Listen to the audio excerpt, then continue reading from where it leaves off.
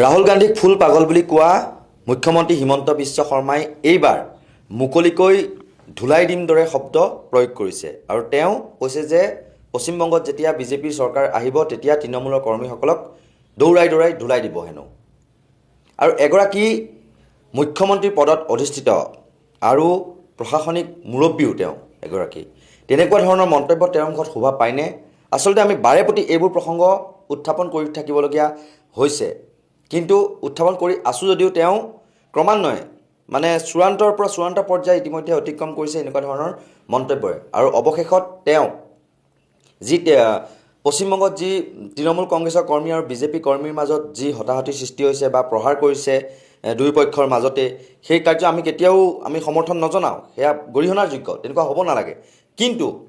সেই যিসকল দোষীসকলে আইনৰ গণ্ডিৰ মাজত পুলিচে তাৰ ব্যৱস্থা ল'ব, কিন্তু এগৰাকী মুখ্যমন্ত্ৰীয়ে এনেকৈ প্ৰতিশোধ পৰায়ণ এটা ভাৱ লৈ পেলাই এনেকুৱা ধৰণৰ মন্তব্য কৰা উচিত নে? আমি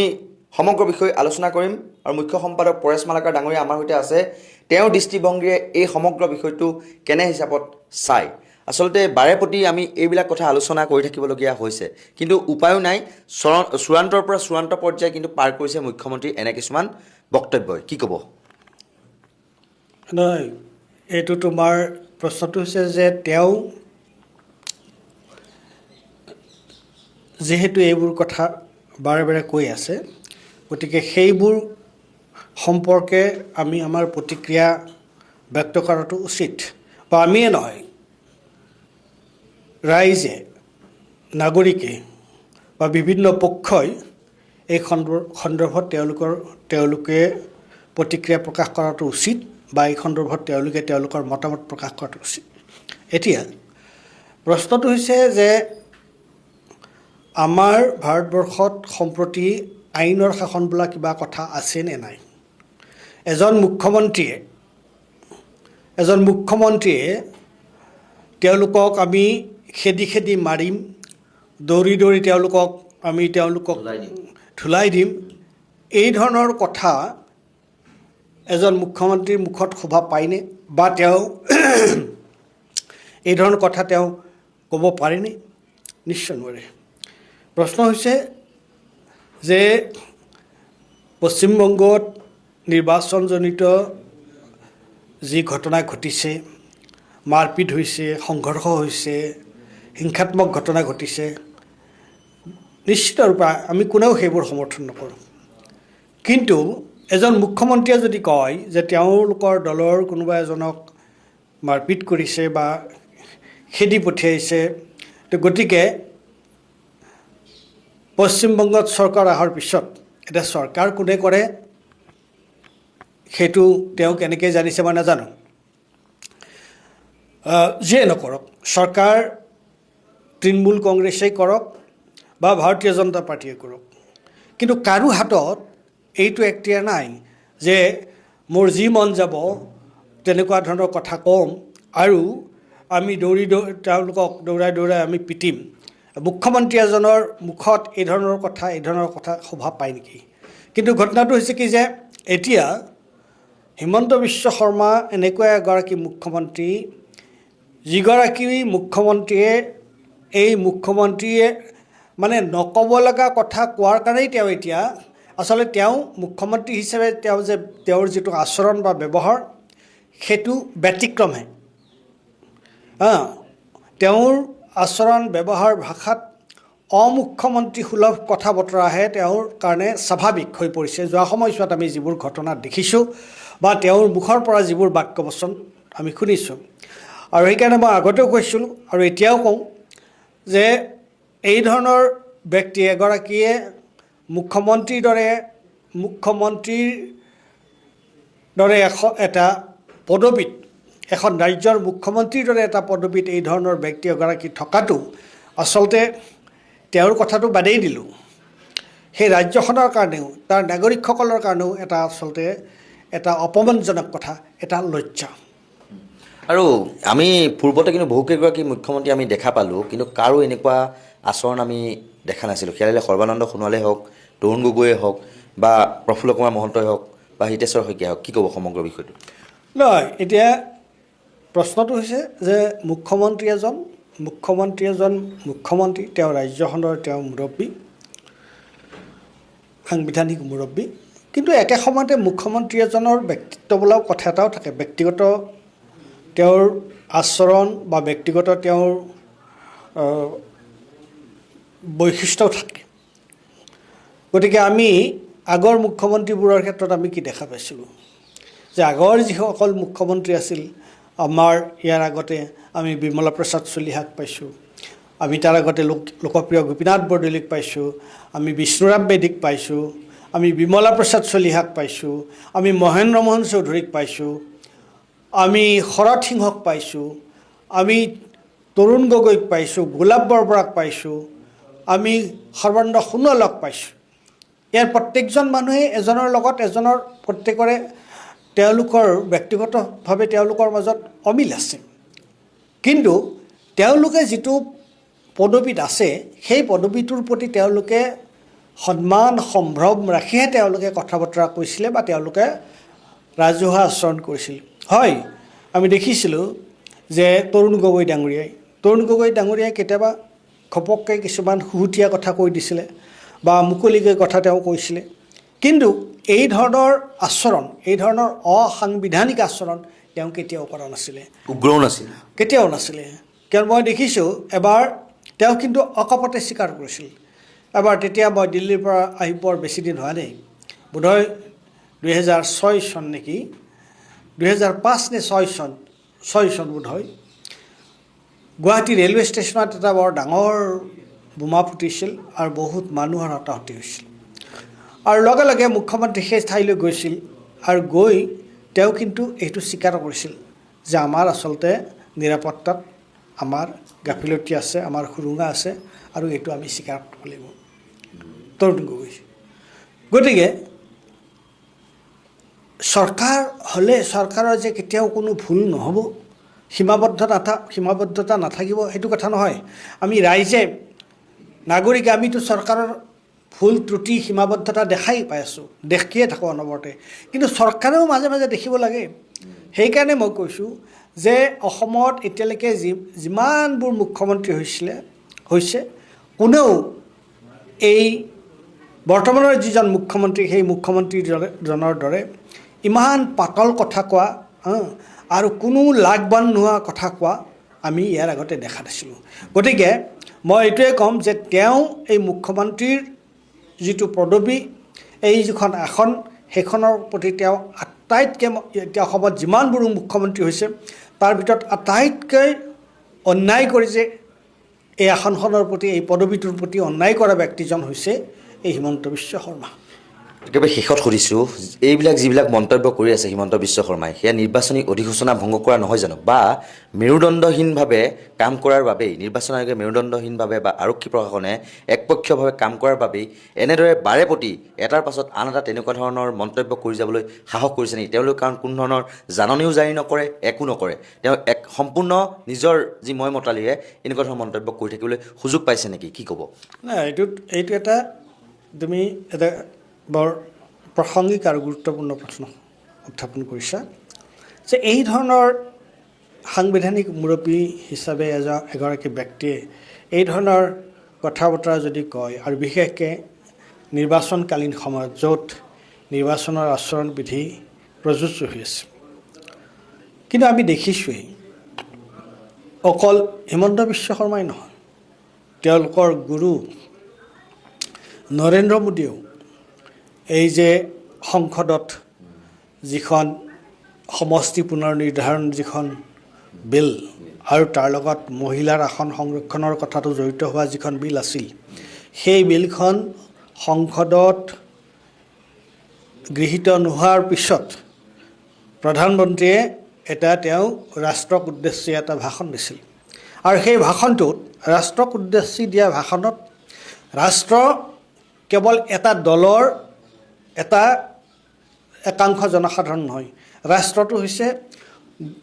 সকলো দলৰ, ধৰ্ম, বৰ্ণ নিৰ্বিশেষে সকলো মানুহ লগ লাগিয়ে হৈছে ৰাষ্ট্ৰখন। গতিকে সেই ৰাষ্ট্ৰৰ উদ্দেশ্যি, ৰাষ্ট্ৰৰ টকা পইচা খৰচ কৰি, ৰাষ্ট্ৰৰ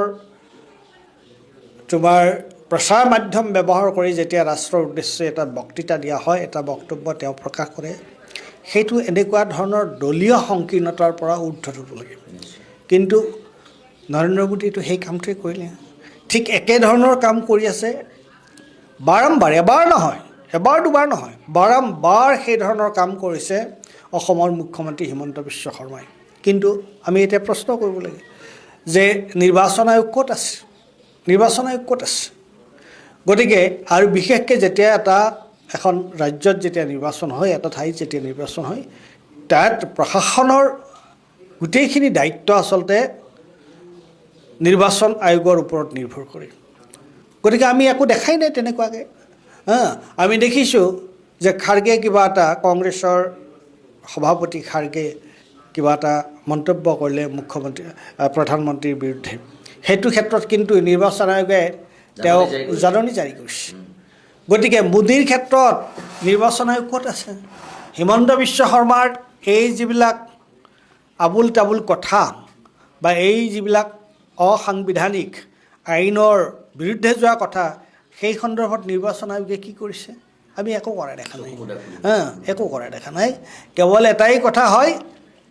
যে সেইটো হৈছে আমাৰ যিটো ন্যায়পালিকা। এতিয়া ন্যায়পালিকাৰ ওচৰত এইবোৰ যায়, কিন্তু ন্যায়পালিকাৰ ওচৰত গ'লেও ন্যায়পালিকাই কি কৰিছে? এতিয়া আমিয়ে দিয়া এটা গোচৰ, আচলতে মই সেই সন্দৰ্ভত কথা ক'ব নালাগে, তৎসত্ত্বেও কৈছোঁ, এইটো এটা কমন চেন্স যে কেতিয়াই গোচৰ এটা দিয়া হ'ল, প্ৰথমতে উচ্চতম ন্যায়ালয়ত দিয়া হ'ল, উচ্চতম ন্যায়ালয়ে ক'লে নাই, এইটো আপোনালোকে উচ্চতম ন্যায়ালয়ত দিলে নহ'ব, আপোনালোকে গুৱাহাটী উচ্চ ন্যায়ালয়ত দিয়ক। উচ্চ ন্যায়ালয়ত তাৰ গোচৰ হ'ল, ধুনীয়াকৈ সকলোৱে তোমাৰ বিচাৰকসকলে, বিচাৰপতিয়ে তেওঁলোকে মতামত দেখুৱালে, কাৰণ দৰ্শোৱাৰ জাননী দিলে।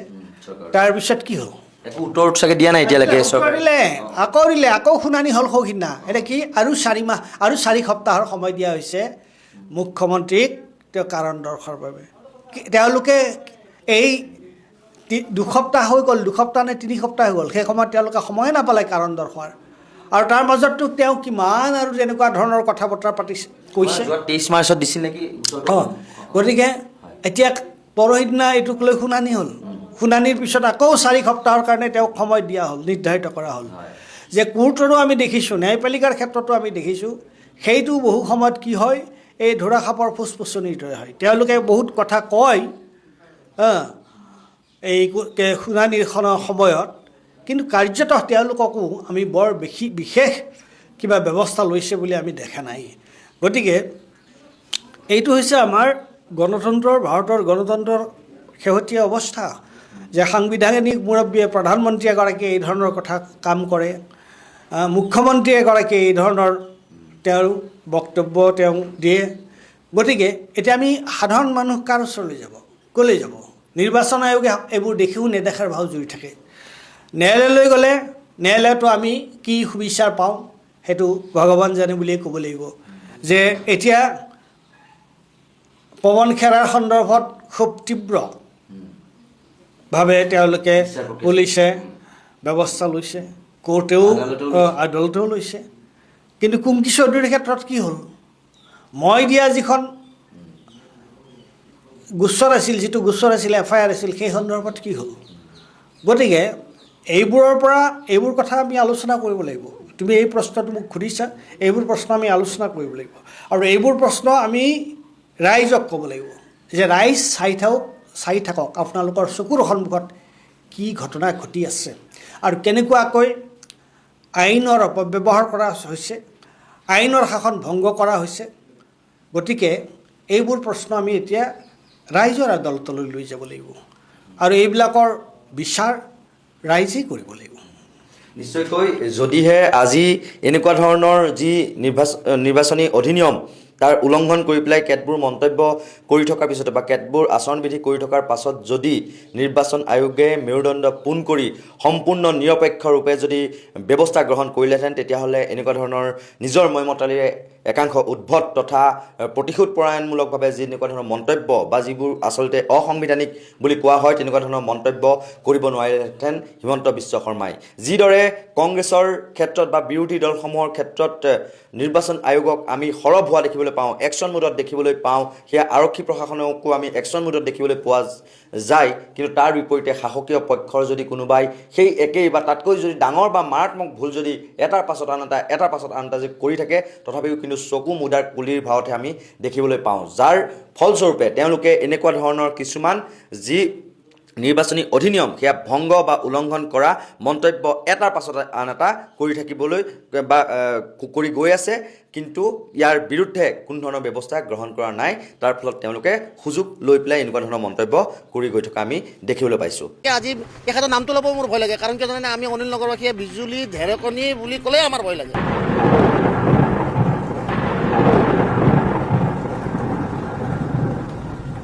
তাত বৰষুণ হয়, তাৰপিছত বানপানী হৈ যায়। আমাৰ গুৱাহাটী মহানগৰৰ সংসদ এখন আছে বিজুলী কলিতা মেধি বাইদেউ।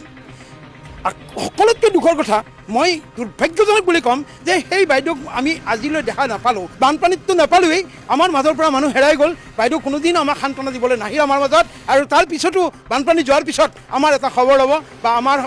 কিবা এটা হেৰি কৰিব বা কিবা সকাহ দিব, তাৰ কোনো হেৰি নাই। কিন্তু তেখেতে ঠিকেই আপোনাৰ কংগ্ৰেছৰ বিৰোধীৰ কাৰণে তেখেতে ঠিকেই ওলাই আহিছে ৰাজপথলৈ, কিন্তু বিৰোধ কৰিবলৈ। কিন্তু আমাৰ যিটো জ্বলন্ত সমস্যা তেখেতে মাত মাতা আজিলৈ দেখা নাপালোঁ। পাটমাদাইৰ নিচিনা তেওঁ পাটমাদাই বুলি এটা চৰাই আছে, চৰাই ৰাণী বুলি কয়, আমি পাটমাদাই সাজিবলৈ বাইদেউক উঠোৱা নাছিলোঁ ট্ৰাংকত। চাওক, ভৰলুৰ নামত অগণন টকা আহে। ভৰলু খণ্ডনৰ নামত হওক, ভৰলু গাৰ্ডলাৰ নামত হওক, মেচিনৰ নামত হওক, তেল আহি আছে, গাড়ী তেল আহি থাকে, অগণন পইচা আহে। এই কামখিনি কিয় নহয়? এইখন গাৰ্ডৱালত একো কাম নহয়, একো কেতিয়াও চল্ভ নহয়। এইখন যদি ভালকৈ নকৰে, আজিকালি ইমান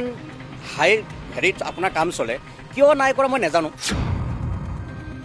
আমি টেক্স পেয়ে আমি ভালকৈ চলিব লাগে, আমি টেক্স যি দিব লাগে সেয়ে দি আছোঁ, প্ৰতি বছৰে টেক্স বঢ়াই আছে। কিন্তু আমাৰ অৱস্থা তথাপিও আমি কি কৈছে, আমাৰ ফিজিকেলি, মেণ্টেলি আৰু ফাইনেন্সিয়েলি আমি এই তিনিফাল দিয়ে জুৰুলা এতিয়া।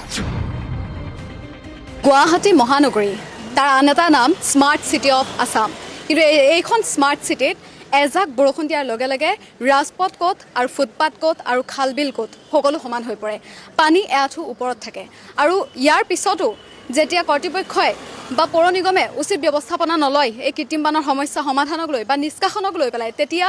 ইয়াৰ সাধাৰণ জনসাধাৰণৰ বহুতখিনি উদাহৰণ আছে য'ত তেওঁলোকে ৰাজপথত খোজকাঢ়ি যায়, মেনহলত পৰে আৰু মৃত্যু সাৱটি ল'ব লগা হয়। আৰু যোৱা দুদিনৰ আগত আমি হয়তো এটা বাতৰি শুনিছিলোঁ য'ত মালিগাঁৱত এগৰাকী মহিলাই বিনা দুখত এগৰাকী ব্যক্তিয়ে এগৰাকী মহিলাই তেওঁ ৰাজপথত গৈ আছিলে আৰু তেওঁ মেনহলত পৰি পিছদিনাখন আমি খবৰ পাইছোঁ যে তেওঁ মৃত্যুক আঁকোৱালি ল'লে। আৰু এয়া গুৱাহাটী মহানগৰীত দৈনন্দিন হৈ আহিছে। আৰু প্ৰত্যেকবাৰে যেতিয়া এগৰাকী ব্যক্তি এনেধৰণে মেনহলত পৰে, কোনোবা ধৰণৰ ফুটপাথত পৰে আৰু মৃত্যুক সাৱটি ল'বলগীয়া হয়, তাৰ পাছত প্ৰশাসনৰ গা লৰে আৰু তেওঁলোকে উচিত ব্যৱস্থাপনা লয়। উচিত ব্যৱস্থাপনা বুলি এইটো কথা কৈছোঁ যে তেওঁলোকে এনেকুৱা নহয় যে তেওঁলোকে কৃত্ৰিম বানৰ সমস্যাটো সমাধান কৰি দিয়ে। মূলতে তেওঁলোকে কি কৰে যে য'ত খাল বিল আছে তাৰ কিনাৰত এটা ডেঞ্জাৰ জ'ন বুলি তেওঁলোকে এটা বেন লগাই নিজৰ দায়িত্ব সামৰি দিয়ে। গতিকে এই বানপানীৰ পাছত ইয়াৰ স্থানীয় লোকসকলে কি কি সমস্যাৰ সন্মুখীন হয় আৰু কেনেকুৱা ধৰণৰ সমস্যাৰ সমাধান হোৱাটো তেওঁলোকে বিচাৰে, আমি ইয়াৰ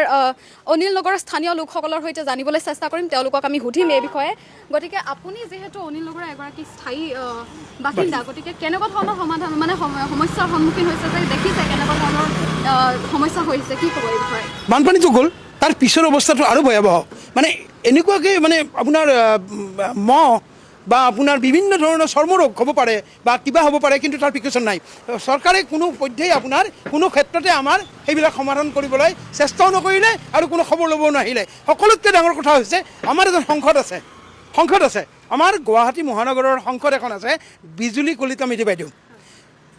সকলোতকৈ দুখৰ কথা, মই দুৰ্ভাগ্যজনক বুলি ক'ম যে সেই বাইদেউক আমি আজিলৈ দেখা নাপালোঁ। বানপানীততো নাপালোঁৱেই, আমাৰ মাজৰ পৰা মানুহ হেৰাই গ'ল। বাইদেউ কোনোদিন আমাক সান্তনা দিবলৈ নাহিল আমাৰ মাজত, আৰু তাৰ পিছতো বানপানী যোৱাৰ পিছত আমাৰ এটা খবৰ ল'ব বা আমাৰ কিবা এটা হেৰি কৰিব বা কিবা সকাহ দিব, তাৰ কোনো হেৰি নাই। কিন্তু তেখেতে ঠিকেই আপোনাৰ কংগ্ৰেছৰ বিৰোধীৰ কাৰণে তেখেতে ঠিকেই ওলাই আহিছে ৰাজপথলৈ, কিন্তু বিৰোধ কৰিবলৈ। কিন্তু আমাৰ যিটো জ্বলন্ত সমস্যা তেখেতে মাত মাতা আজিলৈ দেখা নাপালোঁ। পাটমাদাইৰ নিচিনা তেওঁ পাটমাদাই বুলি এটা চৰাই আছে,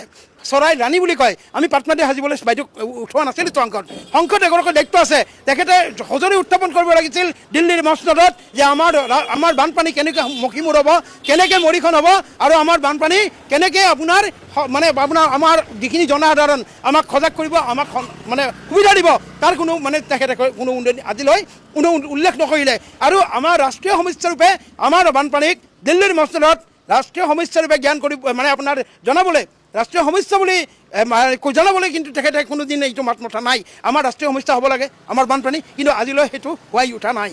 কোনো এজন সংসদে সেই মাত মতা নাই অন্ততঃ আমাৰ গুৱাহাটীৰ সংসদ শ্ৰী বিজুলী কলিতা মেধি বাইদেউক আমি ভাবিছিলোঁ যে আমাৰ কাৰণে তেখেতে কিবা এটা মাত মাতিব বা আমাৰ কাৰণে তেখেতে কিবা এটা কৰিব কিন্তু তেখেতৰ যি সফাদিলা মনোভাৱ কিন্তু আমি সেই পাটমাটিৰ লগতে দি যাব লগা হৈছে পাটমাটি বুলি এটা চৰাই আছে মই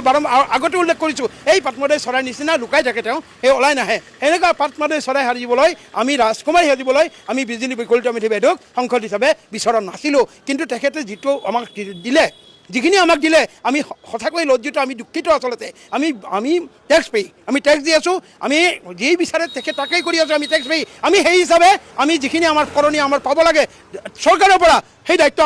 দায়িত্ব তেওঁলোকে সামৰিছে আমাৰ কোনো মানে টেক্সৰ কোনো আমাৰ মূল্য নাই কেৱল তেখেতসকলে কি কৰিছে আমাৰ নিজৰ পেটটো ভৰাইছে নিজৰ মনা ভৰাইছে কিন্তু উন্নয়ন বুলিবলৈ আমাৰ এই গ্ৰেটাৰ গুৱাহাটীৰ যিটো বানপানীৰ যিটো সমস্যা সেইটো মষিমূৰ কৰিবলৈ এইটো নিৰ্মলীকৰণ কৰিবলৈ তেখেতসকলৰ কোনো দায়িত্ব নাই আৰু কোনো কালেই তেখেতসকলে সেইটো বিচাৰ নকৰিলে আজি 10 বছৰ গ'ল এই চৰকাৰৰ আমি ভাবিছিলোঁ হিমন্ত বিশ্ব শৰ্মা চৰকাৰ আমাৰ কাৰণে খুব ভাল হ'ব আমাৰ নিশ্চয় বানপানী সমস্যা সমাধান হ'ব ভোটৰ সময়ত তেকেই আহে তেওঁলোক ভোটৰ সময়ত ভোট খুজিবলৈ তেকেই আহে বিভিন্ন তেওঁলোকৰ আপোনাৰ হেৰি দিয়ে কণ্ডিশ্যন দিয়ে যে আমি এইবিলাক কৰিম কিন্তু এটাও এতিয়ালৈ মানে হৈ উঠা নাই চবতকৈ ডাঙৰ কথা ভোটৰ ওপৰত দানৰ পৰা দি আমাৰ এখন গাৰ্ডৱাল আছে গাৰ্ডৱালখন সমস্ত মানে পাত মেলিছে গাৰ্ডৱালৰ পৰা এইবাৰ পানী সোমাইছে আৰু এইকাৰণে এইবাৰ আৰু 3 গুণ পানী হৈছে যি অৱস্থা আমাৰ যি নগৰ নাগৰিক আৰু আমাৰ এই যি অৱস্থা আমাৰ সেই অৱস্থা চাবলৈ বিজুলী কলিতা মেধি বাইদেউ আমাৰ সংসদগৰাকী এদিনো নাহিলে তাৰ কাৰণে আমি কৈছোঁ যে আমি কাক পালোঁ আগতেও আছিলে সংসদ আহিছিল তেওঁলোক ফুটেজে মিছা কথা নকয় আপোনালোকৰ ফুটেজত ওলাব আমাৰ লগত তেখেতসকলে আলোচনা কৰিছিল যদিও বানপানী নিৰাময় কৰিব পৰা নাই তথাপিও আহিছিল আমাক সান্তনা দিছিল কিন্তু বিজুলী কলিতা মেধি বাইদেউ বিজুলী লুকাই থকাৰ নিচিনা বিজুলী ক'ত গ'ল আমি বিচাৰি আছোঁ আজিলৈ দেখা পোৱা নাই এনেকুৱা এটা অৱস্থা এই অৱস্থাত আপুনি কেনেকৈ থাকিব আমি মহানগৰীক আমি স্মাৰ্ট চিটিৰ বাসিন্দা বুলি ক'বলৈ লাজ লাগে আচলতে প্ৰকাৰান্তৰে ক'বলৈ গ'লে তেওঁলোকে বহুখিনি আমাক কৰিম বুলি কৈছিল উন্নয়নৰ কাম কেৱল ফটাঢোল বজাই আছে একো উন্নয়নৰ ফালে আমাৰ ফালে একো হোৱা নাই বানপানী যেতিয়া মৰিখন নহ'ল বানপানী যেতিয়া নিৰ্মূল নহ'ল আৰু কি উন্নয়ন কৰিব তেওঁলোকে এই 5 মাহ আমাৰ যি নগৰ নাগৰিক অৱস্থা এনেকুৱা অৱস্থা আমাৰ মানে এনেকুৱা অৱস্থা আমি খাবলৈ পৰা নাই ৰাতি শুবলৈ পৰা নাই সেইদিনাখন ৰাতি 2 বজাত বানপানী আহিল সেই 2 বজাত দি উঠিলোঁ এতিয়ালৈ আমি শুব পৰা নাই ঘৰ দুৱাৰ পৰিষ্কাৰ হোৱা নাই দুনিয়াৰ একাকাৰ বোকাৰে আৰু লগতে আমাৰ তলৰ খণ্ডত আমাৰ মানুহ এজনো নাই আমাৰ ভাড়া ঘৰ একেবাৰে খালী গোটেইখিনি ওলাই গ'লে এই পানীত কেনেকৈ থাকিব ঠাউনি নোহোৱা পানী এইবিলাক কোনে বিচাৰ ল'ব খালী কেৱল হাঁহিয়াতৰ পাত্ৰ তেওঁলোকে হাঁহিয়াতৰ পাত্ৰ কৰি গুচি যায় আমি কথা ক'লে তেওঁলোকে হাঁহে আৰু AC ৰুমত বহি কেৱল আমাৰ মানে চাই থাকে নাটক চাই থাকে এইবিলাক বহুৱালি তেওঁলোকে কৰিলে নহ'ব নহয় এওঁলোকে বহলে কৰিলে নহ'ব সেইকাৰণে কৈছোঁ যে আমাৰ উচিত বিচাৰ কৰিব লাগিব আমাৰ গ্ৰেটাৰ গুৱাহাটীৰ এই কৃত্ৰিম বানপানী নোহোৱা কৰিব লাগিব আৰু বিভিন্ন বৈজ্ঞানিক পদ্ধতিৰে তেখেতসকলে এই কাম নকৰিলে আমি কি বুলি ক'ম আমি স্মাৰ্ট চিটিৰ বাসিন্দা ক'বলৈ লাজ লাগে আচলতে ফটাঢোল ঠিকেই কোবাইছে চাৰিওফালে ব্ৰিজ বনালে উন্নয়ন নহয় এই ব্ৰিজবিলাকৰ পৰা বানপানী আৰু 3 গুণ হৈছে আমাৰ ইয়াতে এইটো এটা মানে দুখৰ বিষয় আপোনাৰ কৈছোঁ নহয় আপোনাৰ ব্ৰিজ ঠিকেই বনাইছে কিন্তু তলত নলা নাই পানীবিলাক ক'ত যাব পানীবিলাক ব্ৰিজখন ঠিকেই বনাইছে নে যান-জঁট কমিলে নে আমাৰ বানপানী সমস্যা সমাধান হ'ল নে আমাৰ কিবা এটা উপকাৰ হ'ল এই ব্ৰিজবিলাকৰ পৰা সঁচাকৈ কৈছোঁ দুৰ্ভাগ্যজনক এনেকুৱা উন্নয়ন আমাৰ দৰকাৰ নাই আমাক কৃত্ৰিম বানপানীয়ে মষিমূৰ কৰক আমি বেলেগ বিচৰা নাই সেই কৃত্ৰিম বানপানীখিনি যদি মানে আপোনাৰ মষিমূৰ কৰে সেয়ে আমাৰ হ'ব ডাঙৰ উন্নয়ন আৰু লগতে বিজুলী কলিতা মেধি বাইদেউ আপোনাৰ নিচিনা সংসদ আমি নিবিচাৰোঁ আপুনি আহক আমাৰ মাজৰ পৰা মানুহ হেৰাই গ'ল আমাৰ মানুহৰ পৰা কেইজন মানুহ হেৰাই গ'ল কিন্তু বিজুলী কলিতা মেধি বাইদেৱে আজিলৈ ওলাই নাহিল ক'ত সোমাই আছে আমি এতিয়ালৈ পোৱা নাই আৰু চবতকৈ ডাঙৰ কথা যে তেওঁ সংসদ কিয় পাতিছিলোঁ এতিয়া আমি ভাবিছোঁ আমি দুৰ্ভাগ্যজনক বুলি কৈছোঁ তেখেত সংসদ লোৱাই সঁচাকৈ কৈছোঁ আগতেও বহুত সংসদ দল আহিল আমাৰ তাত আহিছিল কৈছোঁ মই আগতেই কিন্তু বাইদেউক আমি দেখা নাপালোঁ তাৰ কাৰণে বিজুলী কলিতা মেধিক মই পাটমাটি চৰাই উপাধি নাম দিছোঁ আমাৰ ফুটপাথৰ কাৰণে যিবিলাক স্লেব বনাইছে পানীৰ লগত বনাইছে এইখিনি বস্তু বেলেগতো বনাব পাৰে আৰু আমাৰ মেইনলি ফুটপাথৰ অলপ ওখ কাৰণে মানুহখিনি পানী হ'লে এইটো চাইডে আহে আৰু ফুটপাথৰ ওপৰত গোটেইখিনি আপোনাৰ চাব পাৰে স্লেববিলাক ভৰ্তি কৰি থৈছে আপোনাৰ কিমান মানুহৰ অশান্তি হয় আৰু মানে চাওক আমাৰ অনিল নগৰ এই বিষয়টোলৈ কিমান ইছ্যু হৈছে গোটেই ৱৰ্ল্ডত জানে অনিল নগৰ পানী হিল আৰু এটা মোৰ চাব গ'লে এইটো এটা সৰু এটা মানে হেৰি হয় মানে এইটো কৰোঁ ওপৰত ইমান ডাঙৰ ব্ৰিজ বনাইছে ইমান হাই টেকন'লজিত বনাইছে আমাৰ অনিল নগৰ এটা সৰু ইছ্যু যদি মই কওঁ ন আজিকালি ইমান গভৰ্ণমেণ্টে ইমান ডাঙৰ কাম কৰি আছে অনিল নগৰে আমাৰ এই প্ৰব্লেমটো বহুত জল্দি ছল্ভ কৰিব পাৰে এইটো কিয় কৰা নাই কিয় নাই কৰা মানে কি চলি আছে ভিতৰত একো গম নাপাওঁ আপুনি চাওক এইবিলাক গাৰ্ডৱাল যে আছে একো কাম নহয় আপোনাৰ এইবিলাক প্ৰতিখন গাৰ্ডৱালৰ দি পানী লিক হয় পানী সিঁচি থাকে মেচিনে একো কাম নহয় আল্টিমেটলি ব্ৰহ্মপুত্ৰ পানী তলত নোযোৱালৈকে এইখিনি পানী এনেও নাযায় আমাৰ পানী কেতিয়াও হেৰি নহয় এইটো এনেই দেখাবৰ কাৰণে এখনে ভেকুভানা হৈ থাকে সদায় একদম ফেক্ট হয় এইটো আৰু এইটো কি কাৰণে গভৰ্ণমেণ্টে কি কৰি আছে নাজানো এইটোত চাওক ভৰলুৰ নামত অগণন টকা আহে ভৰলু খণ্ডনৰ নামত হওক ভৰলু গাৰ্ডৱালৰ নামত হওক মেচিনৰ নামত হওক তেল আহি আছে গাড়ী তেল আহি থাকে অগণন পইচা আহে এই কামখিনি কিয় নহয় এইখন গাৰ্ডৱালত একো কাম নহয় একো কেতিয়াও চল্ভ নহয় এইখন যদি ভালকৈ নকৰে আজিকালি ইমান হাই হেৰিত আপোনাৰ কাম চলে কিয় নাই কৰা মই নাজানো আৰু এইটো কি চলি আছে আমাৰ ছিনিয়ৰ পাৰ্চনে জানিব মই ইমান বিশেষ নাজানো মইতো আৰু সৰু সুৰা মানুহ আজি পলিটিক্সৰ লগত কি এইবিলাক মই পলিটিকেল বিষয়ে মই একো ক'ব নাযাওঁ কিয় কৰা নাই কিয় নাই হোৱা সেইটো নাজানো আৰু মানে আপোনালোকে চাওক নিউজ পঢ়ি আছে আল্টিমেটলি বৰষুণৰ সময়ত পানী হোৱালে গোটেই আপোনাৰ মানুহবিলাক আহি পেলাই আপোনাৰ পলিটিক্সৰ মানুহবিলাক আহি ভৰ্তি হৈ যায় তাৰপিছত নাই এতিয়া চাওক কোনো মানুহ নাই কোনো এটা ভালকৈ মানে নিউজ আহিব লাগে কোনো মানুহক মানে আমাৰ লোকেল মানুহবিলাকৰ লগত ডিছকাছ কৰক কিমান প্ৰব্লেম হয় ইমান ল'ৰা ছোৱালী পঢ়া শুনাৰ নামত কিমান মানুহৰ ঘৰ বৰবাদ হৈছে কিমান মানুহ মৰিল চাওক মানে এইটো বহুত মানে ভাবিবৰ মানে ডাঙৰ মানে এটা বিষয় হৈ গৈছে গম পাইছে এইটো মানে কিয় কৰা নাই গভৰ্ণমেণ্টে কিয় নকৰে কিয় খতম কৰিব পৰা নাই এইখন গাৰ্ডৱাল যদি ভালকৈ বনায় আপুনি মেচিনখিনি চলাই থাকি লাভ নাইতো যেতিয়া আমাৰ পানী লেভেল তলত যায় মেচিন এনে চলাই আছে এনে তেল খৰচ হৈ আছে এনে মানুহ এইটো কৰি আছে একো কাম নহয় এইবিলাক আপোনাৰ প্ৰতিটো গাৰ্ডৱাল পানী লিক হয় এইবিলাক গাৰ্ডৱাল এতিয়া এইবিলাক দিন নাই এতিয়া এইবিলাক গাৰ্ডৱাল চলাই থকা সময় নাই এইবিলাক চেঞ্জ কৰিব লাগে ভৰলুখন ধুনীয়াকৈ খান্দক ইমান হাই টেকন'লজি আমাৰ যদি কৰোঁ বুলি কয় আমাৰ ভৰলুখন এখন ধুনীয়া পাৰ্ক কৰিব পাৰিলে হয় ৱাকিং জ'ন কৰিব পাৰিলে যদি বহুত অভিয়াছলি আহে ভৰলুৰ নামত অগণন পইচা আহে সেইটো কোনে নাজানে এটা বাচ্চাও জানে এইবিলাক ভৰলুৰ নামত অগণন টকা আহে খাণ্ডাৰ নামত হওক মেচিনৰ নামত হওক চবৰ নামত পইচা আহে লাখ কৰোৰ টকা আহে সেইটো কিমান কি হয় মই নাজানো মইতো ইমান বিশেষ নাজানো কিন্তু আহেতো চিয়'ৰ আৰু কিয় নকৰে চাওক বৰষুণ হোৱা আগে অলপ খান্দি দিলে বোকাখিনি উঠাই দিলে সেইটো চল্ভ নহয় প্ৰব্লেম এইটো প্ৰব্লেম চল্ভ কৰাৰ কাৰণে অলপ ভালকৈ হেৰি কৰিব লাগিব আৰু তেওঁলোকে জানে নকৰে কিয় এইটো নেজানৰ বিশেষ সেইটোৱে কথা ইমান আপোনালোকে গম পাব আৰু এইটোৰ ওপৰত ভালকৈ ডিছকাছ কৰিব লাগে আৰু কৰিব লাগে কাৰণ প্ৰতি বছৰত চাওক কিমান মানুহৰ অশান্তি হয় ল'ৰা ছোৱালী পঢ়া শুনাৰ নামত হওক মানে ঘৰৰ নামত কিমান মানুহে ৱেষ্ট কৰে কিমান টকা পইচা মানুহৰ বৰবাদ হয় এই খুৰা দাদাহঁতে ক'লে তেওঁলোকৰ ঘৰৰ ভাড়া নাই মানুহ খালী কৰি দিয়ে কিয় থাকিব এক কঁকাল পানী হয় ঘৰৰ ভিতৰত ৰাস্তাটোৰ কথা নকওঁৱেই ৰাস্তাটো ঘৰৰ ভিতৰত এক কঁকাল পানী হয় মানুহৰ বস্তু কিমান ৱেষ্টেজ হয় মানুহবিলাকে ক'ৰপৰা পইচা হ'ব চৰকাৰে 1200 টকা দি পেলাই 2000 টকা দি পেলাই সেইটো চল্ভ নহয়তো সেইটো ইছ্যু নহয় গভৰ্ণমেণ্টে 1200 টকা দি আছে সেইটো কথা নহয় প্ৰব্লেমটো চল্ভ কৰক আৰু সেইটো মানে ভালকৈ এটা কৰক আৰু ধুনীয়া হ'ব লাগে ইমান ধুনীয়া অনিল নগৰ জেগাখিনি এনেই ইমান চাফ পানী হৈ পেলাই মানুহক কিমান হাৰাশাস্তি কৰিছে কিমান মানুহৰ অশান্তি হৈছে মানে সেইখিনি আৰু মই মানে প্ৰথমে ক'ব গ'লে আমি বুজি পোৱা নাছিলোঁ যে স্মাৰ্ট চিটিৰ সংজ্ঞাটো কি মানে এইবাৰ দেখিলোঁ যিটো বানপানী হৈছে তেনেকুৱা গুৱাহাটী চাৰিওফালে মানে লাগিছে স্মাৰ্ট চিটিৰ সংজ্ঞাটো সেইটোৱে আমি মানে ভুল ধাৰণা এটা আছিল যে স্মাৰ্ট চিটি হ'লে বহুত কিবা কিবি ধুনীয়া হ'ব মানে নহয় আচলতে বানপানী বোকাময় লেতেৰা গোন্ধ সেই সংজ্ঞাটো হৈছে স্মাৰ্ট চিটিৰ সংজ্ঞা আৰু কথা হয় কি যে গান গোৱাৰ আগতে ৰিহাৰ্চেল বুলি কয় নাটক কৰিব গ'লে আগতে আখৰা কৰা বুলি কয় ঠিক তেনেকৈ কি জানে শাসনত থাকি বিৰোধীলৈ যোৱাৰ যিটো পৰিৱৰ্তন তেওঁলোকে আজিৰ ডেটত সেনেকুৱা লাগিছে তেওঁলোকে আখৰা কৰি আছে নেকি মানে এটা বিৰোধীলৈকে যাব নেকি সেইটো এটা আখৰা কৰি আজি খানাপাৰা ফিল্ডত কৰি আছে তেখেতৰ আজি গুৰুত্বটো কোনটো থাকিব লাগিছিল আজি তেওঁৰ যিখিনি মানুহে তেওঁক আজি সংসদ বনাইছে তেওঁলোকৰ প্ৰতি তেওঁলোকৰ গুৰুত্ব থকাটো দৰকাৰ আছিল মই কোৱা নাই তেখেতে যাব নালাগে যাওক য'তে তেওঁৰ বিৰোধ কৰিব মন গৈছে তেওঁ কৰক কিন্তু কথাটো হ'ল কি আজি তেখেতৰ নামটো ল'ব মোৰ ভয় লাগে কাৰণ কিয় জানে আমি অনিল নগৰবাসীয়ে বিজুলী ঢেৰেকনি বুলি ক'লেই আমাৰ ভয় লাগে কাৰণ কিয় তাত বৰষুণ হয় তাৰপিছত বানপানী হৈ যায় গতিকে তেখেতে সেইখিনি উপলব্ধি কৰিব লাগিছিল যে সাধাৰণ মানুহখিনি কেনেকৈ জীয়াই আছে বা এই মানুহখিনি বানপানী হৈ যোৱাৰ ফলত কেনেকৈ কি অৱস্থা হৈছে বা কি তেওঁলোকৰ দুৰৱস্থাত পৰিছেগৈ সেইখিনি কথা তেওঁ উপলব্ধি কৰিব লাগিছিল আৰু উপলব্ধি কৰি তেওঁ বুজ ল'ব লাগিছিল বেলেগৰ বিষয়ৰ পৰা বুজ ল'লে চব কথা নহয় তেতিয়া তেখেতে হয়তো ক'ব যে মই বিষয়ৰ পৰা সম্পূৰ্ণ বুজ লৈছোঁ কাৰ কিমান কথা নহয় তেখেতে প্ৰেক্টিকেল ফিল্ডত আহিব লাগে প্ৰেক্টিকেলি ফিল্ডত আহি 2-4জন মানুহক যদি সোধা পোছা কৰে তেওঁ নিজৰ অনুভৱ কৰিব পাৰিব যে তেওঁ কি মানুহবিলাক অসুবিধাত পৰিছে গতিকে চাওক আজি ফুটপাথ বনাই যায় কিন্তু তাৰ মেনুৱেলবিলাক থাকি যায় আমি চৰাই মাৰা ফান আৰু এই ফুটপাথৰ মেইন হ'লবিলাক কৈছে না মানুহ মৰা ফাণ্ড, এইটো মানুহ মৰা ফাণ্ডৰ নিচিনা হৈছে। আজি তেওঁলোকে কোনো মেনুৱেলবিলাক খুলি থৈছে, তাতে কোনো ইণ্ডিকেটৰ নাই। আজি চাওক, আজি এজন আমিতো চকুৰে